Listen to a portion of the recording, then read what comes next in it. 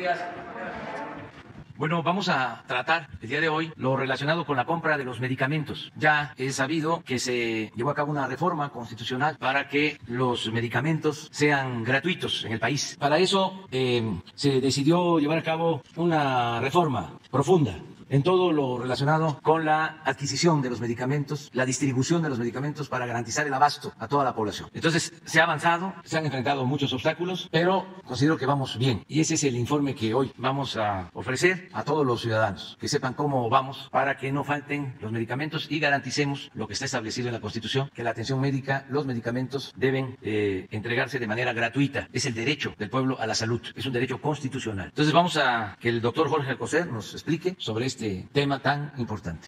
Muchas gracias, señor presidente, con su permiso. Muy buenos días a todas y todos ustedes. Como ya señaló el señor presidente, por primera vez el sector salud va a informar a la población mexicana sobre la compra de medicamentos. Todos los días en nuestro país, 1.232.000 mexicanos y mexicanas reciben por parte del gobierno el medicamento que su médico le recetó, ya sea en una farmacia o en una cama de hospital de alguna de las instituciones de salud pública. Cada vez que esto ocurre, el Estado mexicano está presente y cumpliendo su deber frente a los que más lo necesitan y en el momento en que más lo necesiten. Pero esto siempre no fue así. A manera de relato tomaré unos minutos para contarles otra historia que el pueblo de México merece conocer, de cómo se negoció y se puso en riesgo la salud de los mexicanos con la compra de los medicamentos de 2012 a 2018. La historia de cuando la salud se veía como una mercancía y los medicamentos como un medio para enriquecer a unos cuantos. Una historia de intereses y de corrupción que enfermó a todo el sistema de salud en México, pero también una nueva historia, la de las acciones que se han tomado para revertir esa situación y curar el sistema. ¿Me pasa la primera imagen, por favor? En un evento público el 10 de enero de 2018 se dieron cita a los más altos funcionarios del sector salud del anterior gobierno. Invitaron a funcionarios de otras dependencias y personalidades para dar a conocer los resultados de 5 años de compras consolidadas de medicamentos. Un modelo en donde todas las medicinas de todo el sector las compraba una sola institución, el Instituto Mexicano del Seguro Social. Ahí estuvo en ese evento la Función Pública, Hacienda, la COFESE, organismos internacionales como la OCDE y las cámaras empresariales. Se dio a conocer que del 2012 al 2018 se había ejercido un total de 303.076 millones de pesos en medicamentos que se habían logrado ahorros. Ahí se dijo también que esa compra beneficiaba a la salud y la economía popular, pero un pequeño detalle, no se dio un solo dato que pudiera demostrarlo.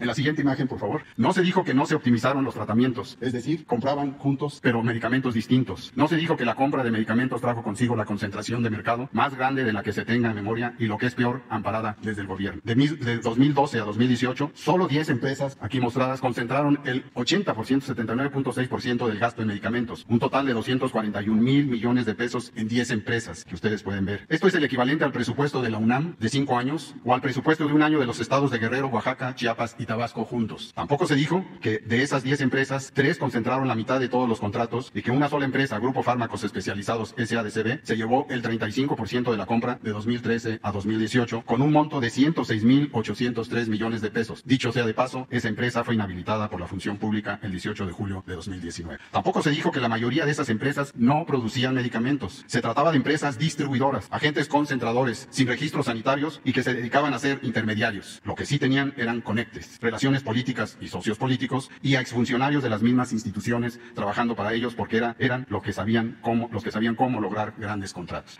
En la siguiente imagen pueden ver que eran épocas en las que los gobiernos hablaban mucho de competencia económica, que incluso crearon organismos autónomos para evitar la concentración, pero ocurría exactamente lo contrario a la vista de todos. Otro ejemplo, al concentrar la compra en pocos proveedores, las empresas farmacéuticas dejaron de participar, se disminuyeron las ofertas y para el 2018 el 85% de las claves solo recibieron 1 o 2 propuestas. En la siguiente imagen tampoco se dijo que al cierre del 2018 el gasto de bolsillo, lo que gasta toda familia, todo mexicano, es decir, lo que gastan en su propia, sacan de su propia bolsa para adquirir medicamentos, había escalado hasta convertirse en el segundo más alto de los 36 países que conforman la OCDE y que aquí se muestra, y que en el caso de padecer enfermedades crónicas degenerativas, las familias se enfrentaban y se veían condenadas a caer en la pobreza. Bueno, entonces, ahorros relativos, un impacto mínimo en la salud de las personas, concentración en pocas manos y enormes negocios. ¿Por qué ocurría esto? Entre otras cosas, porque México no compraba los mejores medicamentos que ofrece el mundo. Para los gobiernos neoliberales, la globalización llegaba hasta donde sus intereses lo permitían. Pero el 1 de diciembre de 2018, en el Zócalo de la Ciudad de México, el presidente Andrés Manuel López Obrador dejó claro que el encargo, garantizar a los mexicanos y mexicanas atención médica de calidad y medicamentos gratuitos. El tiempo pasa y 30 meses después, de los que hemos vivido 14 en pandemia, hemos avanzado. A pesar del abandono de nuestro sistema de salud, el cual se hizo más evidente ante el COVID. ¿Cómo se planteó hacerlo? ¿Cuál fue la estrategia? No había otra. Transformando el modelo. Desde 2019 se inició un nuevo proceso de planeación de la compra que se conoce como triple optimización. ¿En qué consiste? Ustedes pueden ver en esta lámina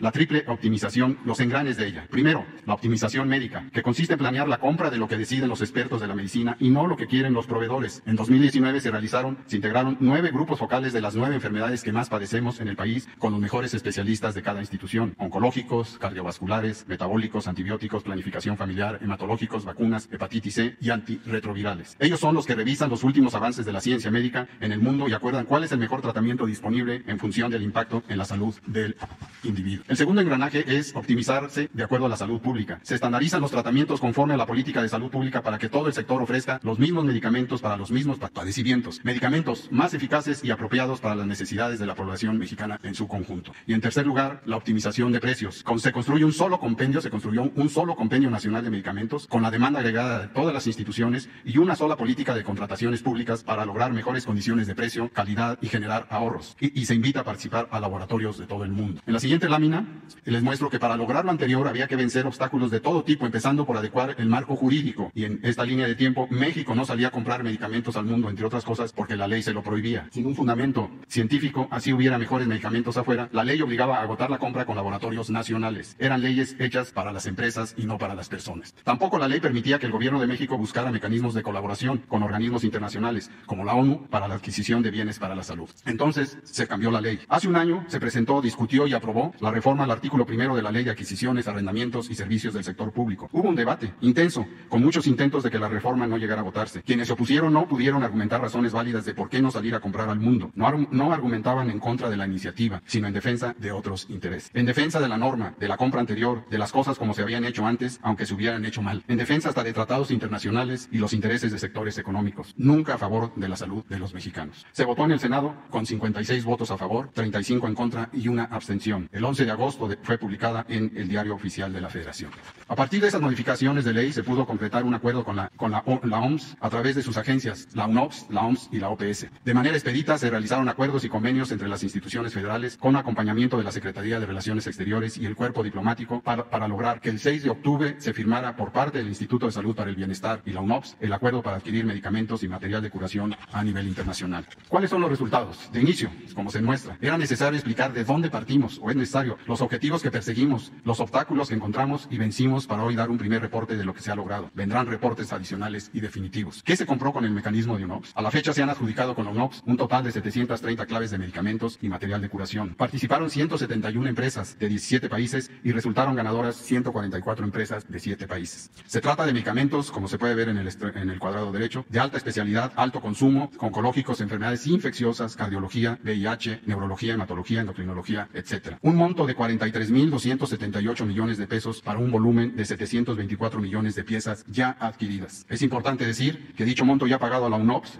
de 43.000 millones de pesos representa el 75.6% de la operación total que haremos con esa organización y fue descubierto esto entre agosto de 2020 y mayo del 2021. La UNOPS continúa evaluando y negociando precios para lograr el resto de la compra que en su mayoría corresponde a material de curación. Parte de los acuerdos que se han firmado tienen como propósito el abasto suficiente y oportuno de los medicamentos. En este sentido, surge la pregunta, ¿cuándo llegarán estos medicamentos y cómo garantizaremos un abasto sin intermediarios? La respuesta es, desde enero empezaron las primeras entregas a algunas instituciones. Al día de hoy ya se encuentran en el país y ya se hacen entregas en tránsito o con orden de entrega más de 60 millones de piezas para todo el sector. Este número es dinámico y se actualiza diariamente.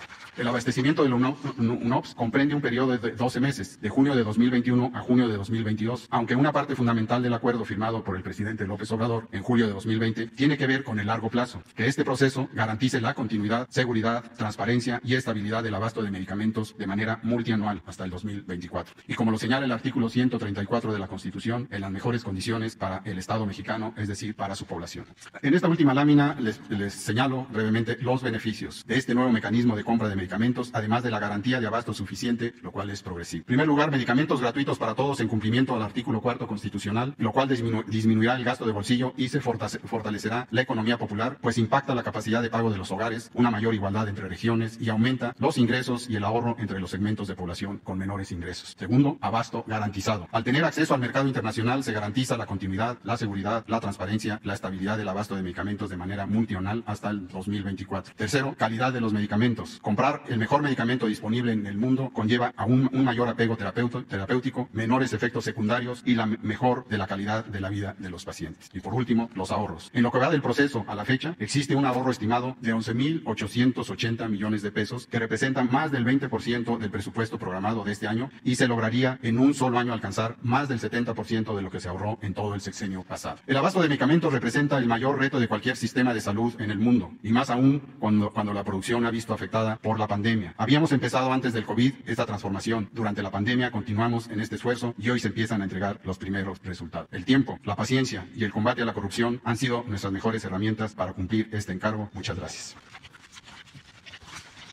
Bueno, es un informe de lo que se lleva en esta materia al día de hoy. Se les va a entregar el documento que leyó el doctor con estos anexos y vamos a estar informando. Nos costó algún trabajo este cambio porque, como es público y notorio, habían muchos intereses en la compra de los medicamentos y de equipos médicos, materiales de curación. Era un jugoso negocio, como otros. Ya hemos hablado de que el gobierno, desgraciadamente, era un facilitador de la corrupción. No les importaba el pueblo. El gobierno era el que representaba la posibilidad de hacer negocios al amparo del poder público. Al pueblo se le daba la espalda en todo. Eran los business lo que interesaba, los contratos, los negocios privados hechos al amparo del poder público. Entonces todo eso se terminó. Ya se tomaron estas decisiones. Imagínense cómo se llega a que solo 10 empresas que en la mayoría de los casos no eran farmacéuticas, eran empresas distribuidoras, concentraban el 80% de todas las compras de medicamentos del gobierno. 10 empresas vinculadas a funcionarios del más alto nivel, a políticos, a medios de información. Lo peor de todo es que no había abasto de medicamentos. No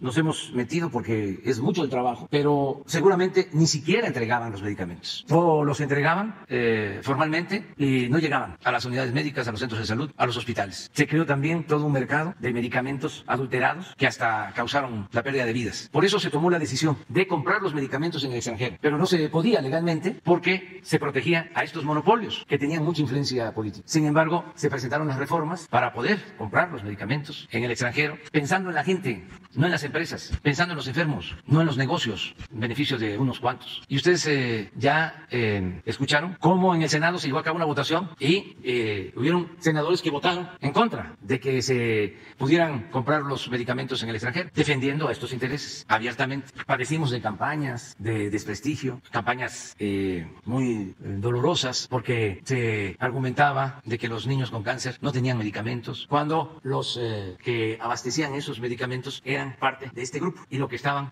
buscando era desacreditarnos y hacernos cambiar, para que no lleváramos a cabo la decisión de comprar los medicamentos afuera. Al final no pudieron, porque ustedes saben que cuando se tiene la razón, se lucha por una causa justa, pues hay que ser perseverantes, hay que ser necios, tercos, no actuar así cuando se trata de defender intereses personales o de grupos, cuando está de por medio el afán de lucro, pero cuando está de por medio de una causa justa, noble, cuando se trata de la honestidad, pues hay que actuar con firmeza y no dar ni un paso atrás, ni siquiera para tomar impulso. Entonces, ahora ya tenemos este mecanismo con la ONU, se están comprando todos los medicamentos, ya están llegando los medicamentos, no van a faltar los medicamentos y estamos ahorrando. De manera certificada, podemos decir que hay un ahorro del 20%. Hasta ahora, 11.000 millones de pesos ahorrados, pero va a crecer el ahorro. Entonces, es una muy buena noticia que queríamos darle a ustedes, porque no ha sido fácil. También agradecerle mucho a los médicos, a las enfermeras, a los encargados de la distribución del abasto de medicamentos en el ISSSTE, en el seguro, en la defensa, porque esto incluye a todo el sector salud del gobierno federal. Es una compra consolidada para todo el sector salud y vamos avanzando. Ahora sí, sobre el tema. Presidente, buenos días. Pedro Villacaña, del periódico Universal. Presidente, sobre este tema, hace unos días publicamos en el periódico que se está planeando una rifa en el gobierno federal para el 15 de septiembre, similar a lo del avión presidencial. Hace un año se destinó para medicamentos y demás. ¿En esta rifa también se van a canalizar los recursos que se obtengan de esta rifa? ¿O cuál es el objetivo de este sorteo que va a ser la Lotería Nacional? Pues siempre la Lotería Nacional, sobre todo en esta nueva etapa, pues sus utilidades son para beneficio del pueblo, pero eso es beneficencia pública. La rifa o sorteo del 15, del 16, tiene que ver con el obtener también fondos, nada más que es vendiendo propiedades, residencias, hasta un palco que tenía el gobierno en el Estadio Azteca. Todo eso se va a entregar a la gente, se va a rifar para que esos ingresos pues ayuden en la compra de vacunas, de medicinas, para las becas, para el pueblo, devolverle al pueblo lo robado, todo lo que podamos recuperar. Pero el presupuesto para vacunas, para las medicinas, ya está garantizado, ya se tiene. Es más, la UNOPS ha recibido por anticipación anticipado, ha recibido anticipos. Ellos no pueden salir a licitar para comprar medicamentos en países si no tienen el respaldo financiero. O sea, ya tienen ellos dinero suficiente. Me gustaría que lo aclararan sobre... A ver, por favor, Alejandro. Nada más. Muchas gracias. ¿Cuánto le han entregado a la UNOPS? Hasta el día de hoy, en un total de 8 pagos, se le han hecho un depósito de 43,000 millones de pesos para la adjudicación de 730 claves por medio de la UNOPS. La Secretaría de Hacienda le ha depositado ese dinero. Entonces, lo de la rifa, pues ayuda, todo. Ayuda a fortalecer las finanzas, a tener presupuesto y que se apoyen los programas de bienestar. Presidente, en un segundo tema, ayer fue baleado un candidato en Acapulco. Algunos expertos consideran que ha habido una inacción por parte del gobierno para proteger a los candidatos y señalan que la delincuencia organizada nunca había tenido tanto margen para hacer este tipo de actos. ¿Cuál es su opinión acerca de esto? Pues que estamos en temporada de elecciones, ¿no? Primero, decir que es muy lamentable, ¿no? Que se amenace, que se agreda, que un candidato, una familia del candidato, hombre o mujer, pierdan la vida, como debemos de lamentar cualquier pérdida de vida humana. Eso es muy triste, bajo cualquier circunstancia, sean políticos, sean periodistas, sean ciudadanos, obreros, campesinos, cualquiera que pierda la vida, pues es una tristeza, es un dolor, o sea, para sus familiares, para todos. No podemos dar la espalda a los dolores de la humanidad, no podemos endurecernos, no podemos volvernos robots, no se nos puede endurecer el corazón. Entonces, hasta los enfermos no quisiéramos que fallecieran. Duele todo eso. Entonces, que la gente, que los mexicanos acepten siempre nuestra fraternidad, nuestra solidaridad y que también sepamos que hay circunstancias especiales, como ahora que hay una elección que se complica porque pues se trata de una contienda política, hay intereses y también los medios de información, no todos desde luego, con el afán de enrarecer el ambiente. Antes se le llamaban sensacionalismo, así se le llamaba, ahora es amarillismo. Entonces la nota roja adquiere un papel relevante en los medios. Entonces, como hay ahora una polarización política obvia, porque se agrupó todo el conservadurismo en contra de nuestro proyecto y los medios han tomado partido, pues todo esto se magnifica. Es normal, es un asunto de la temporada. Ustedes ven los periódicos, seguramente en el Universal, hoy no lo he leído, pero esa debe ser la nota, igual en el Reforma y en otros, pues, y en las estaciones de radio. Nosotros tenemos desde el gobierno que hacer el llamado para que no haya violencia, que se respete la vida, que no hay nada más importante que la vida. Es el principal de los derechos humanos, el derecho a la vida. Lo material pasa a segundo, a tercer plano. Solamente lo barato se compra con el dinero. El poder solo tiene sentido y se convierte en virtud cuando se pone al servicio de los demás. La parafernalia del poder, la prepotencia, el autoritarismo, el utilizar los cargos para robar, todo eso es inmundicia, basura. Entonces, que procuremos todos vivir en paz, que no se agreda a nadie y que también haya ética en los medios, menos amarillismo, aún cuando haya diferencias como las que tenemos con el Universal, que podamos resolverlas con argumentos, con debate, respetándonos. Presidente, en estos 10 días que quedan antes de la jornada electoral, ¿se prevé reforzar la seguridad a los aspirantes o hay algún otro mecanismo? Y como tercera pregunta, ayer el Tribunal Electoral consideró que en su informe del pasado 30 de marzo fue propaganda y se prevé que haya sanciones hacia su gobierno. ¿Alguna opinión sobre este tema? Gracias. Bueno, hay un plan de protección a los candidatos, ya se dio a conocer aquí, están participando autoridades estatales, el gobierno federal, en todo el país hay protección a los candidatos, va a seguir habiendo apoyo. A lo mejor la semana próxima se informa de cuántas denuncias se han presentado sobre las agresiones que han habido, las amenazas, los que han perdido la vida. También hay una cosa que es importante y esto es un mensaje para los que se portan mal, de los que piensan de que pueden hacer una fechoría y van a quedar impunes. Se están aclarando todos los casos. Ya no es el tiempo de antes, de que se cometió un delito y había impunidad. Ahora la autoridad no tiene precio. Al presidente no se le puede comprar, ni el presidente establece relaciones de complicidad con nadie. Y así, en general, está el gobierno. Sobre todo, arriba. Estos señores que tienen que ver con el sector salud, todos tienen un distintivo, además de su profesionalismo y de su trabajo, la honestidad. Entonces, ya no es el tiempo de las complicidades, de cuando el gobierno era una red de complicidades y componendas. Y eso se terminó, aunque no les guste a nuestros adversarios que yo lo diga. Pero en este caso, el mensaje es a los que están pensando que es igual. Hace poco, en Oaxaca, asesinaron a una candidata por Miahuatlán, Ocotlán. Ya hay detenidos los autores materiales. Se asesinó a una dirigente social en Nochistlán. Ya están los detenidos. Se asesinó a una precandidata en Cozoleacaque, Veracruz, ya están detenidos. Eso va al informe que se les va a entregar siempre. Pero lo que quiero subrayar es de que no hay impunidad para nadie. ¿Y cuál es la otra pregunta que me dijiste? Lo que ayer señaló que hubo propaganda en el informe del 30 de marzo y que simplemente hay asociación. Y eso está también como nota de ustedes. Y de Reforma, me imagino. Sí, bueno, fue ayer nota de todos los medios. Además fue un acuerdo bueno que se tomó en el tribunal. ¿Y qué fue? ¿Qué violación a la Constitución? Por vía electoral se considera que hubo propaganda. Constantemente estoy informando. Bueno, todos los días informo. Todos los días estoy informando. Y existe el derecho a la información, derecho del pueblo, a que la autoridad le informe. ¿Rechaza que entonces sea propaganda? Claro que no. Propaganda es decir, voten por este partido, por este candidato. O actuar con hipocresía y de manera encubierta como lo hacían antes, cuando nos robaron la presidencia y no dijeron nada a los medios. Se quedaron callados como momias. Ahora gritan como pregoneros. O lo que se hizo en el gobierno pasado, de que iban los secretarios a hacerse cargo de un estado cuando había elecciones, utilizando todo el dinero que se necesitara. Acuérdense cómo fue. Esto es para los jóvenes. A veces un gobernante tiene que repetir como dirigente. Un escritor no puede repetirse, pero un gobernante sí tiene que repetir. Y repetir porque su labor básica es hacer conciencia, procurar que cambie la mentalidad, porque eso es lo más cercano a lo irreversible. Cuando cambia la mentalidad de un pueblo, cambia todo. Entonces hay que estar recordando, porque también el conservadurismo y sus aliados, voceros, intelectuales orgánicos, son muy dados a olvidar, padecen de amnesia. Acuérdense en el 2006, cómo el presidente Fox envió a Cerizola, que era secretario de Comunicaciones, a Tamaulipas, antes de la elección. Y al día siguiente de la elección, hay llamadas en donde Cerizola le agradece al gobernador de Tamaulipas porque les ayudó en el fraude. Así de transparente, claro, sin ningún recato, con descaro.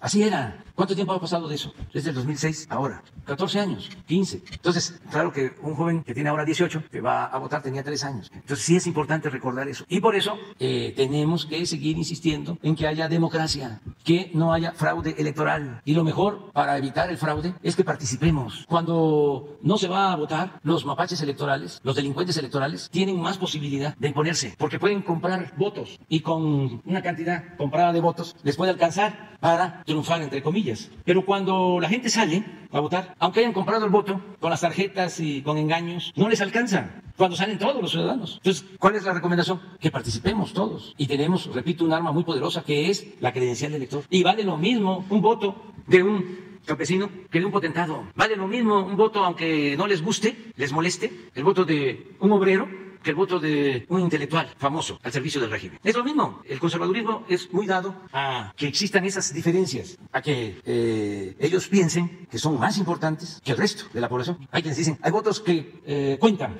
pero hay votos que pesan. Un articulista, yo los veo, conservador. Además, lo hacen, vamos a decir, consciente o de acuerdo a su manera de pensar. Llegan a sostener de que el pueblo es tonto, de que el pueblo no sabe. ¿Cómo es posible que el pueblo no se dé cuenta del grave daño del populismo, del paternalismo? ¿Cómo es posible que el pueblo no se dé cuenta de que este gobierno nada más reparte dinero? Les voy a contar una anécdota. Espero que no me vayan a multar, porque además, la culpa sería del Universal.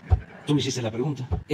Una familia de clase media afectada por la crisis, de repente tiene la necesidad de sacar a uno de sus hijos de una escuela privada porque ya no le alcanza por la crisis, ya no tiene para pagar la colegiatura, y inscribe en una escuela pública, una prepa pública, un colegio de bachilleres, una escuela de educación media superior. Y resulta que ya no tiene que pagar la colegiatura, pero no solo eso, recibe una beca. El muchacho empieza a recibir una beca y le dice a la mamá, ¿qué voy a hacer con lo que estoy recibiendo? Muy poquito, pero es una beca, porque todos los que estudian en nivel medio superior tienen una beca en escuelas públicas.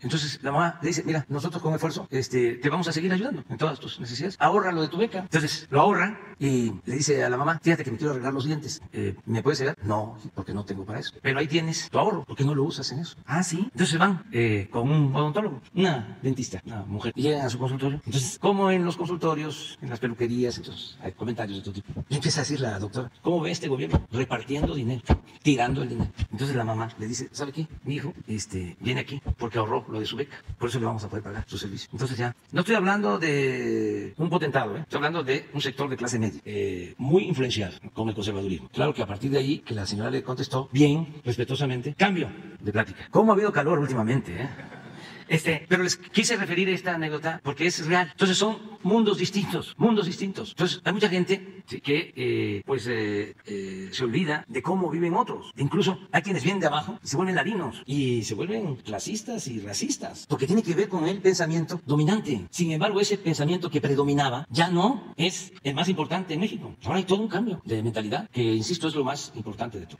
Nada más para finalizar, ¿sí acatará las decisiones que tome el órgano electoral? Claro que sí, pero imagínense, si informar es violar la Constitución, sí, ¿cómo? Y mi derecho a la libertad, ¿qué es lo más importante? La libertad. Además, si yo estuviese llamando a votar o apoyando candidatos o utilizando los recursos con esos propósitos, yo creo que viola la Constitución el que actúa de manera antidemocrática. Y como decía un buen periodista en mi tierra, ahí queda eso. Medicina, las dos compañías. Gracias, presidente. Buenos días a todos. Daniel Blancas, de Crónica. Este tema que le voy a plantear es un tema que efectivamente está relacionado con la medicina y qué bueno que están aquí los funcionarios de ese sector. Es un tema muy delicado y truculento. Yo lo investigué en el sexenio pasado y me valió incluso persecuciones y amenazas porque es un tema de mucha corrupción. Tiene que ver con los exámenes físicos médicos que les hacen a los operadores de tráilers, a los pilotos, a los ferrocarrileros, a los capitanes de embarcaciones. ¿Por qué hacen ese tipo de exámenes? Hacen este tipo de exámenes para ver si ellos están aptos para transportar a personas o cargas, para tener la licencia federal y poder trabajar. De este tema, de estos exámenes, se encarga un área que se denomina Medicina Preventiva en la Secretaría de Comunicaciones y Transportes. Se les ocurrió, como usted ya lo ha relatado en muchas otras ocasiones, que había que subrogar, que había que privatizar esos exámenes. Y entonces la Secretaría de Comunicaciones y Transportes, que tenía unidades médicas para hacerlo, por estos pillajes que eran comunes en los gobiernos pasados, se le ocurrió privatizar estos exámenes. Y eso se volvió una catástrofe. No se hacían los exámenes, se manipulaban los resultados, se cobraban muchas cantidades para, digamos, manipular esta situación. Estoy hablando de mucho dinero, presidente. Hay en el país alrededor de 1.250.000 operadores que son susceptibles de realizarse este examen. Imagínense del dinero que hablamos. Pues entonces, en el gobierno de Calderón se le ocurrió privatizar esta situación.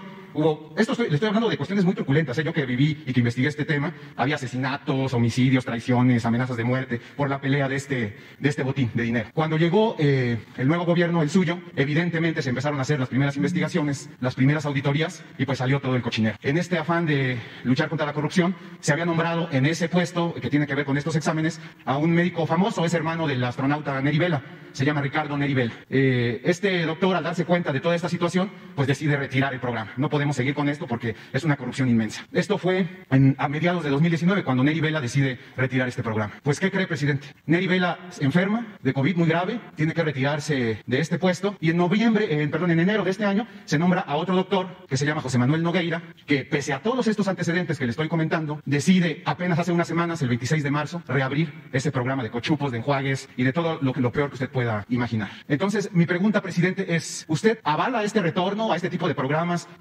cuyo objetivo fue desmantelar lo que podía hacer el gobierno, que representa mucho dinero para el gobierno, para dárselo a privada? ¿Es una orden o una disposición, un lineamiento de su gobierno? No, y tampoco avalo eso. Nada que tenga que ver con corrupción, se avala. Ya hiciste la denuncia y le voy a pedir al secretario de Salud, al doctor Jorge Alcocer, que establezca relación con el secretario de Comunicaciones y Transportes y se vea este asunto, ¿sí te parece? Sí, muchas gracias, presidente. Sigue usted entonces en la tesitura de lo que tenga que hacer el gobierno, que le represente, buenos elementos a los ciudadanos, transparencia a los ciudadanos, y que también el gobierno pueda obtener recursos de hacerlo el gobierno, que no lo hagan privados. Sí. ¿O cuál es la opción de usted? Sí, si no hay corrupción, puede llevarse a cabo un contrato. Pero si es un contrato que se entrega con propósitos de beneficiar a particulares, inclusive en contra de la salud del pueblo, de la vida de los mexicanos, pues eso no se debe de permitir. El caso más triste y reprobable es lo de la subrogación de los servicios de salud. Lo que se hizo en el ISSSTE, esto que estás planteando, y lo que se hizo en el seguro, por ejemplo, lo de la guardería ABC, fue por eso. Porque, a ver, hacer negocios. ¿Para qué el seguro va a estar administrando guarderías? Pues mejor, se subrogan, se hacen contratos. A ver, tú, que te conozco, que eres mi amigo, forma tu asociación y firmamos un contrato. Y consíguete un local y contrata a maestras, a maestros, a trabajadoras sociales. Y vas a tener un ingreso y es un negocio. Te va a ir muy bien. Entonces, ¿qué pasaba? Pues se contrataba un galerón que no estaba en condiciones para hacer una guardería, ni había los cuidados para garantizar la seguridad. Ese es el pensamiento neoliberal, neoporfirista. Eso es a lo que yo llamo conservadurismo. O sea, el ganar como dé lugar, el triunfar a como dé lugar, lo material, el dinero, la ambición, el influyentismo, la corrupción. Entonces ya sabemos lo que eso provoca, las desgracias que provoca. Entonces por eso, en el caso del seguro, no queremos más ese tipo de subrogaciones. Fue extremo. El ISSSTE se quedó como un cascarón, porque sus funciones básicas, sustantivas, todas se subrogaron, se privatizó. Bueno, hemos hablado aquí del caso de los reclusorios. Si nos salvamos, porque la gente dijo basta, pero un sexenio más y todo lo público se hubiese convertido en negocio privado, en detrimento de la economía del pueblo. Ese es el debate de fondo. Por eso se molestan, pero ¿verdad que vale la pena aguantar? O sea, ennoblece, es un timbre de orgullo enfrentar eso. Presidente, este es un tema apremiante porque por la pandemia, digamos, por la parálisis que hubo, hay muchos transportistas, muchos pilotos que tienen rezagado su permiso y rezagado su licencia. Entonces, este tema puede servir o es vital, digamos, para reactivar también la economía, para dar seguridad al sector transporte. Y el problema es que algo se tiene que hacer porque ya es mucho el rezago y ese pudiera ser la justificación que tiene ahora la Secretaría para reabrir este programa de corrupción. Pero yo le pregunto, ¿sí le ve usted salida para darle viabilidad a esta situación sin corrupción, presidente? Sí, claro que sí. Es nuestra responsabilidad. Si yo celebro que tengamos estos encuentros, este diálogo circular, incluso hasta las preguntas que puedan resultar incómodas. Qué bien que está aquí el reportero del Universal y que viene el reportero del Reforma y que vienen de todos los medios y tienen todo su derecho a expresarse, a manifestarse, a preguntar. Y no es con ellos, no es nada personal. Ustedes son trabajadores de la comunicación. El asunto es con los de arriba, que sí actúan con mucha hipocresía, porque lo que los mueve son los intereses, pero ustedes no. Y aún ellos tienen todo el derecho de protestar y nosotros tenemos que garantizar el derecho a disentir. Pero esto es importantísimo, porque lo que tú me estás diciendo ahora, por ejemplo, no lo sabía, y a lo mejor tampoco lo sabía el secretario de Salud, pero ya aquí ya se supo. Presidente, para permitir todo esto que le estoy comentando, pasó lo mismo que se ha referido, por ejemplo, en el caso de Pemex o de CFE, que empezaron a desmantelar la infraestructura, dejarla debilitada, abandonarla. Aquí pasó lo mismo porque la Secretaría tiene sus unidades médicas. Tenía 42 y el doctor Vela empezó a abrir más, incluso hizo gestiones ante la Secretaría de Hacienda para recibir más recursos, equipar mejor las clínicas de la Secretaría de Comunicaciones y encargarse la propia dependencia de estos exámenes. La línea es que se invierta lo que se tenga que invertir en las unidades para que se pueda hacer este trabajo con dignidad, presidente. Sí, y que no haya corrupción, porque insisto, puede ser que se tenga un contrato de servicio médico, pero que sea eficiente, que no haya influyentismo de por medio y que no nos resulte oneroso, con precios elevadísimos, que no haya corrupción, pues. Pero si podemos restablecer el sistema de salud que tenía, según lo que estás manifestando, la Secretaría de Comunicaciones, y nosotros contratar el personal y equipar estas clínicas para dar nosotros ese servicio, ¿sí? Lo vamos a hacer. La Secretaría tiene, busqué nómina transparente, presidente, ¿sabe cuántos médicos tiene la Secretaría? 400 médicos. Sí. Tiene 50 enfermeras y 50 psicólogos, o sea, personal hay. El problema también que me plantean es que están sindicalizados y están acostumbrados a ir a checar y a salirse a su trabajo del consultorio de enfrente, y entonces viene toda esta burocracia. Entonces, pues también habría que poner quizás énfasis en el trabajo que están haciendo. Sí, pero ya también en eso ha habido un cambio. Esos trabajadores que antes actuaban de esa manera ya están cambiando de proceder, ya actúan con más responsabilidad. Y es cosa de convocarlos. Y depende mucho del ejemplo que se dé arriba. Si el de arriba, el jefe, es un tranza, pues ¿qué ejemplo va a dar al resto de los servidores públicos? Un día vamos a hablar aquí, que este es otro asunto, de cómo estaba la COFEPRIS. Un día vamos a hablar, porque eso es igual que esta corrupción que existía en la compra de medicamentos, lo de la COFEPRIS. Alguien solicitaba un registro, dice, pásele, va a su trámite al departamento de normatividad. Y ahí se iba el trámite, literalmente a un túnel, algo así, a un sótano. Y ahí se quedaba. Y solo, si había arreglo, Mochi salía del sótano, la solicitud. Obvio, ¿quiénes manejaban la COFEPRIS? Los mismos que vendían las medicinas. No daban permiso a competidores. Un día vamos a hablar de eso, de cómo funcionaba. Ahora ha cambiado muchísimo. El director de COFEPRIS, Alejandro Schwartz, es una gente de primera, un médico de calidad, pero además una gente honesta, con principios. Nos costó también lo de COFEPRIS. ¿Por qué se peleaban tanto por COFEPRIS? Pues ahí estaba la corrupción. Es como el pleito con las aduanas. Estamos limpiando y no nos vamos a detener, pero vamos a continuar con esto. Gracias, presidente. La compañera. Gracias, presidente. Sandra Aguilera, de Grupo Laxa Comunicaciones. Presidente, en el contexto de que cerraron por el COVID los laboratorios de la India que hacían la materia prima para los medicamentos oncológicos, nos habían comentado que habían tenido, estaban en tratos para traerlos de Alemania, de Inglaterra y creo que de España. Quisiera saber cómo va este tema, si ya tienen los medicamentos oncológicos las personas que los requieren, porque han habido manifestaciones. No sé si me pudieran responder. Gracias. Permiso, presidente. Efectivamente, hemos estado en tratos con muchos países. Uno de estos es la India. En los medicamentos que vamos a comprar en la India no hubo problema de abasto con las sales, con el API que le conocen. O sea, la producción no se ha detenido a pesar de la situación que está viviendo la India hoy. Pero dispersamos la necesidad en varios países y ahorita los principales países donde compramos los medicamentos oncológicos son Corea del Sur, Argentina, Cuba y Alemania. Esos son los 4 países. Ya los medicamentos están llegando al país. El día de ayer nos enviaron las fotos de los embarques que ya están saliendo a México con todos los medicamentos que sirven para hacer las quimioterapias de los niños. No, ya no, porque ya compramos todo el año. Se pagó todo el año con estos 4 países, justo para no depender de un país como fue el año pasado. Sí. Muchas gracias. Gracias, presidente. Le preguntaban que si ya se firmaron los Sí, ya se firmaron y ya se tienen las compras de los medicamentos oncológicos, no van a faltar. Y repito, se compraron en Corea del Sur, en Alemania, en Cuba y en Argentina. Presidente, en otro tema, le quería yo comentar, nosotros estuvimos en Guadalajara en la manifestación de las madres de hijos desaparecidos y nos comentan que la CEMEFO, que se juntan en la CEMEFO los martes cada 8 días para ver qué sucede con sus hijos, pero dice, ellas están asegurando que la CEMEFO se encuentra desbordada y estuvimos investigando y tenemos ya las pruebas documentadas donde existen cadáveres, hay hasta 3, 4 cadáveres por cada gaveta y se encuentran hasta en el piso porque tienen rezagados hasta desde hace 20 años. Ellas dicen que pueden estar ahí sus hijos, pero que no les hacen caso para hacer las pruebas de ADN y bueno, se encuentran pues, desesperadas porque quieren pues ya encontrar a su familia y el gobierno correspondiente no les ha hecho caso para poder atender esta situación.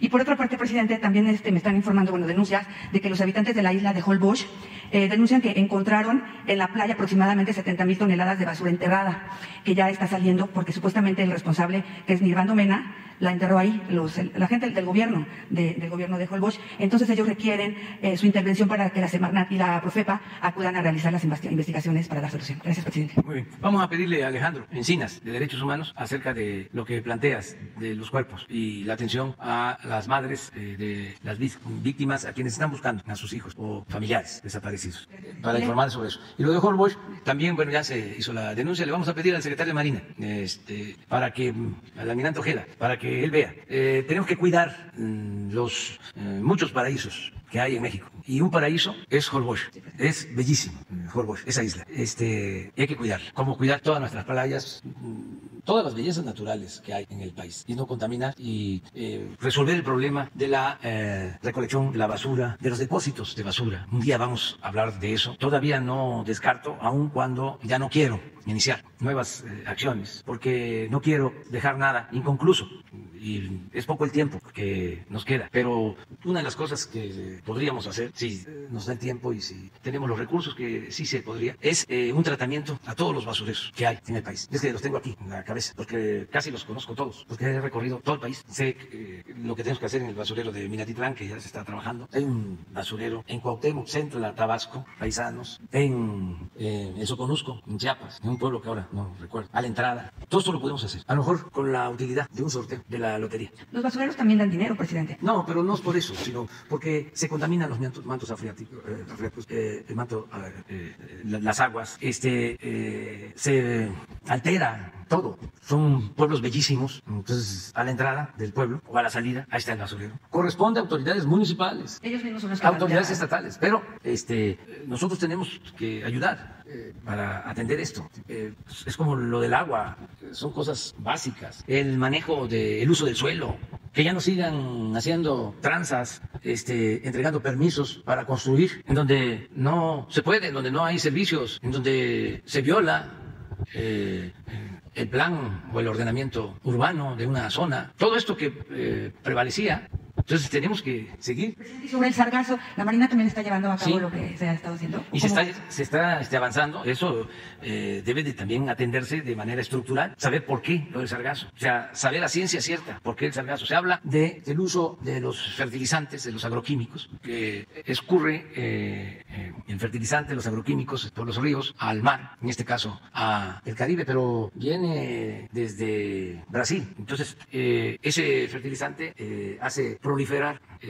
la flora del fondo del mar. Es una alteración y con las corrientes se arrastra y se deposita en las costas y hay que estar limpiando. Era un problema serio hasta hace 2, 3 años. En Quintana Roo se decidió que asumiera la responsabilidad, que coordinara toda la acción para evitar el sargazo. La Secretaría de Marina lo han hecho muy bien. Ya están construyendo barcos sargaceros, redes, están trabajando de manera coordinada con el gobernador de Quintana Roo, con las presidentas y presidentes municipales de Quintana Roo, con los hoteleros que ayudan y ya se han limpiado las playas. Es un paraíso, con todo respeto a otros lugares del mundo. El azul turquesa del Caribe, no, de envidia de la buena. Gracias, presidente. Falta la compañera y luego tú. Gracias, buenos días, presidente. Daniela Pastrana, de Pie de Página. Bueno, aprovechando que está aquí el licenciado Ferrer, le quiero preguntar si ya tiene alguna fecha para la inauguración del hospital de Tlacuapa, que era un caso que le había expuesto y que yo sé que han estado trabajando con el gobierno de Guerrero, ¿no? Para la reactivación de ese hospital que tenía 8 años o que tiene 8 años sin poder activarse por una serie de actos de, justamente, pues pues no sabemos por qué no se ha inaugurado, ¿no? Entonces, quiero saber si ya hay alguna fecha o si está previsto cuándo se puede reabrir ese hospital en Tlacuapa, en la montaña. Y sobre el tema de las vacunas, de las vacunas de los medicamentos, el asunto de nos hablaban aquí de una serie de medicamentos para enfermedades o padecimientos especializados, pero en muchas comunidades nos hemos encontrado cosas como que han recibido cada año una enorme cantidad de oxitocina, por ejemplo, y no de antibióticos, que son quizás los que necesitan más, y reciben medicamentos que ni siquiera saben por qué los tienen que recibir, ¿no? Entonces, la pregunta es si este abasto garantizado está incluyendo estos medicamentos que quizá no son los especializados, o sea, antibióticos, paracetamol, los más sencillos, y cómo se está previendo la distribución de estos medicamentos para que efectivamente lleguen los que se necesitan en las comunidades. Muy bien. A ver, Juan, nada más sobre el hospital. Con su permiso, señor presidente, buenos días. Mire, ya fuimos a Tlacuapa de León, que nos envió el señor presidente, fuimos a la montaña Guerrero y vimos que el hospital está en muy buenas condiciones, tiene 8 años de que se está construyendo y lo que tenía mal planteado, según lo que dijeron los expertos, es que solamente tenía 3 camas. Lo que hicimos inmediatamente fue aumentar el número de camas a 6 con el espacio que tenemos. No debe pasar más de 10 días o 2 semanas a máximo que pongamos en funcionamiento ese hospital porque ya se están trasladando las 3 camas que requiere el hospital y las instalaciones que requería el hospital para que esas 3 camas de urgencias fueran instaladas. En menos de 2 semanas queda ese hospital ya para en funcionamiento y otros más que nos dio instrucciones el presidente, que también están en la montaña Guerrero, que vamos a anunciar cuando se abren ya para que esté al servicio del pueblo.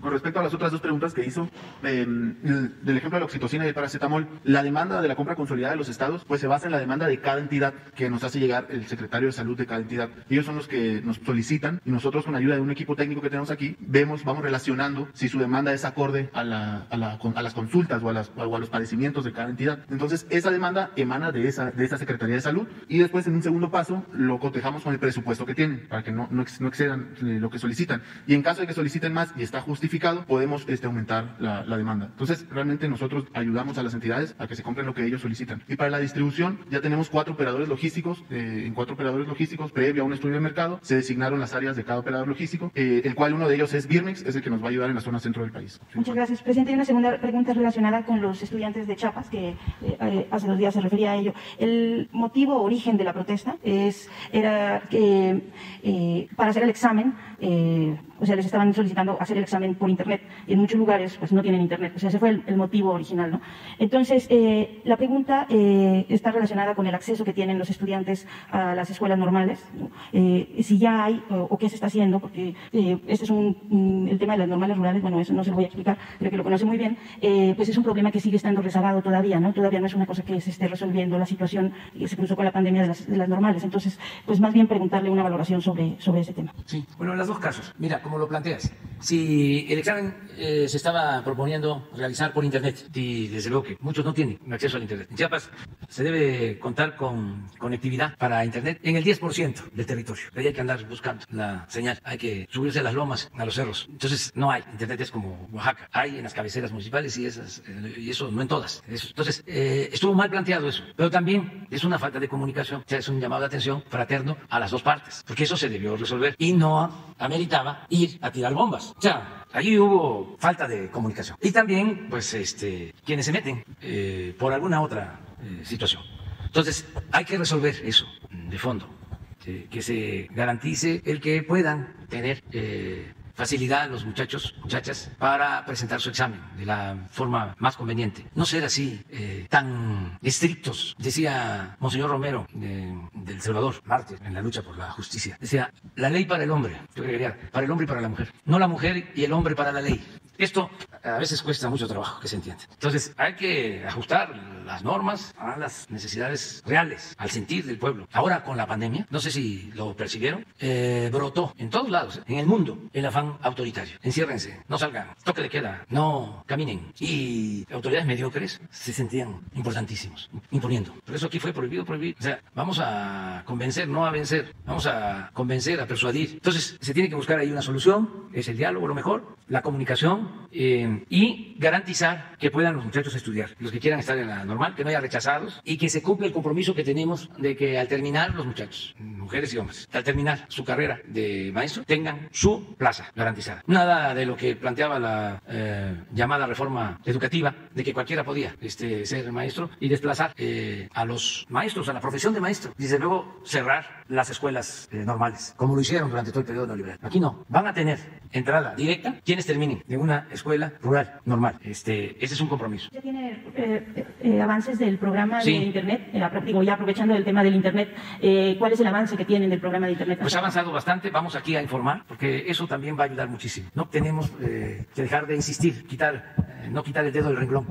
Esa es un elemento fundamental para la transformación de México, el que podamos conectar a todo el país con Internet. Y se ha avanzado, y hay presupuesto, y acabamos de tener una evaluación, y ya hay alrededor de 100,000 pueblos que solo esperan un equipo que ya se está adquiriendo para que en esos 100,000 pueblos ya se pueda tener el acceso al Internet. Ya se están haciendo los pedidos, hay escasez de esos equipos, ahora hubo una crisis mundial de chips, hay con la pandemia problemas en satisfacer la demanda, por ejemplo, de vehículos. Es más la demanda que la oferta por la pandemia, pero ya se va a ir normalizando la economía en el mundo y esto va a ayudar bastante. Mala comunidad. Gracias, presidente. Buen día. Dalila Escobar, de Tiempo.tv. Preguntarle sobre el tema de la degradación de la calificación en lo que tiene que ver con el asunto de los aeropuertos. Esta calificación que hace la Administración Federal de Aviación de Estados Unidos. Si preocupa esta degradación de categoría 1 a 2, sabemos que ya empezaron reuniones. ¿Cuál sería la ruta a seguir en este sentido? Bueno, no es tan grave. Ellos tienen unas normas, las imponen en todo el mundo, como suele pasar en otras cosas. A veces hay países que se sienten los gobiernos del mundo. Se olvida pues que el mundo tiene alrededor de 200 países que son libres, independientes, soberanos. Entonces se dirigen en jurados, califican todo. De todas maneras, nosotros cumplimos.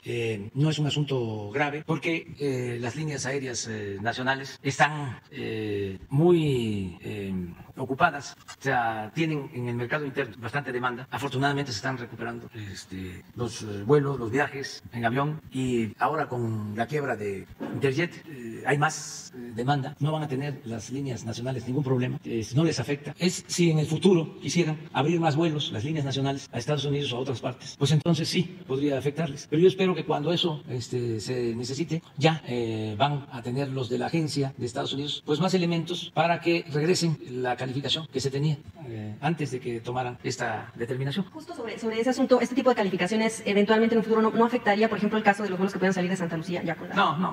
No, es pasto seco para las fogatas de nuestros adversarios en los medios, para magnificar todo. Esto que hablaba del amarillismo, va muy bien la economía de México, es de las mejores economías del mundo en cuanto a recuperación después de la pandemia. Ayer hablaba yo de que les molesta muchísimo a nuestros adversarios conservadores porque no se había tenido un primer trimestre como el de este año con tanta inversión extranjera. Llevaba tiempo que no sucedía. No estoy hablando de que creció la inversión extranjera con relación al año pasado, no, creció con relación a varios años. No tendrás por ahí el crecimiento por año del trimestre. Entonces vamos muy bien. También les molestó muchísimo lo de la compra de la refinería. Están, pero ¿cómo se llama eso que se usa para, hablando en términos médicos? No, para protegerse de las irritaciones. Vitacilina. Ya vamos a comprar también el laboratorio de vitacilina. Ah, qué buena medicina. A ver, sí. O sea, están muy molestos. Serénense. Esto para los adversarios. No. Es inversión extranjera en México. Sobre este tema, también, bueno, el asunto de la degradación de la categoría se inscribe también en algunas de las denuncias que han hecho incluso pilotos, en el que menciona que no se han renovado, se ha podido renovar las licencias para volar y tampoco los exámenes médicos, un poco lo que comentaba. Debe de estar pasando eso, pero se va a resolver. Ya nos están escuchando, Jorge Arganis, y seguramente lo va a atender. Se va a resolver ya. Se va a resolver, sí. A ver si tenemos eso. Porque sí están, la verdad. No sé qué estén viendo de encuestas. Pero eso es otro. No hay que enojarse, no hay que perder el sentido del humor. Ah, miren, aquí está. Inversión extranjera directa al primer trimestre de cada año. Miren, cifras preliminares de cada año. Desde 1999. O sea que tiene 22 años. Pero se veía esto. 11.864 millones de dólares. Ofrezco disculpas. No se vayan a enojar los adversarios. Pero debería darnos gusto a todos. Porque si hay crecimiento, si hay inversión, hay crecimiento. Si hay crecimiento, hay empleos. Si hay empleos, hay bienestar. Y si hay bienestar, hay paz, hay tranquilidad. Entonces podemos tener diferencias, nos podemos caer mal. Además, no debe de haber pensamiento único. No nos podemos parecer todos. Tenemos que hablar distintos. Tiene que haber diversidad. México es un mosaico cultural. Todo eso. Pero debemos de unirnos en lo fundamental. ¿Y qué es lo fundamental? Pues el bienestar del pueblo. ¿Qué es bienestar? Es estar bien, todos. Entonces, ahí vamos avanzando y ya van a pasar las elecciones, ya falta poco, va a decidir el pueblo, así es la democracia. En el marco de la visita de la vicepresidenta de Estados Unidos, Kamala Harris, se tiene información de que llegó el director de la CIA a México. ¿Cómo van los preparativos para el recibimiento de la vicepresidenta? Creo que va a llegar, está por visitar México. No, sí, hoy me informaron en la mañana, pero creo que va a llegar en unos días más. Y es bien recibido. Tiene que haber comunicación con las agencias del gobierno de Estados Unidos, con la CIA, con la DEA, con el FBI, con todas estas agencias. Tiene que haber cooperación y esta solicitud la hacen por la vía diplomática. Quien me informa es el secretario de Relaciones Exteriores y él es el que organiza la visita para ver cuál es el motivo de la visita, qué es lo que quieren saber, conocer. Y nosotros no tenemos nada que ocultar. La vida pública en México es cada vez más pública. ¿Se abordaría solamente el tema de la llegada de la vicepresidenta o estaría en No sabemos, no conozco la agenda, pero eso Marcelo seguramente lo va a informar. Solamente un tema más, porque bueno, pues es una denuncia de personas que se han llamado pues como tal víctimas. Lo que sucedió hace ya algunos meses en diciembre en la alcaldía de Xochimilco, la detención de un grupo de piperos, de personas operadoras de pipas de agua que bueno pues mencionan que se están ahorita todavía pues en espera incluso de sentencia, pero están presos de alguna manera. Y lo que ellos denuncian es que se les señaló como extorsionadores, pero que se montó un operativo en el que en realidad entre los detenidos incluso estuvo uno de los que denunció ser extorsionado. Entonces lo que denuncian es que en las autoridades capitalinas se está llevando a cabo pues un acto de negligencia con esta situación. Saber si ha tenido conocimiento del tema. Esto fue muy sonado en meses anteriores, pero siguen estas personas sin recibir pues como tal vez audiencias, y en presos no tienen por suerte sentencia, porque lo que aseguran es que son incluso víctimas. Y si ha habido alguna información al respecto, o qué opina respecto de este asunto que señalen que pues monten operativo. Pues yo creo que lo ve el gobierno de la ciudad. Le vamos a pedir a la jefa de gobierno que lo atienda. Claudia Sheinbaum es muy trabajadora, honesta y sensible. Es promotora de la justicia. Entonces le vamos a pedir a Claudia que nos informe, o sea, respetuosamente, porque es la autoridad de la ciudad, ¿sí? Bueno, ya es la hora del desayuno. Pues así, a ver, vamos. Que llegan vacunas, pero están por llegar, faltan 10 minutos. Pedro, ¿qué nos informas? Gracias, señor presidente. Buenos días, tenga usted.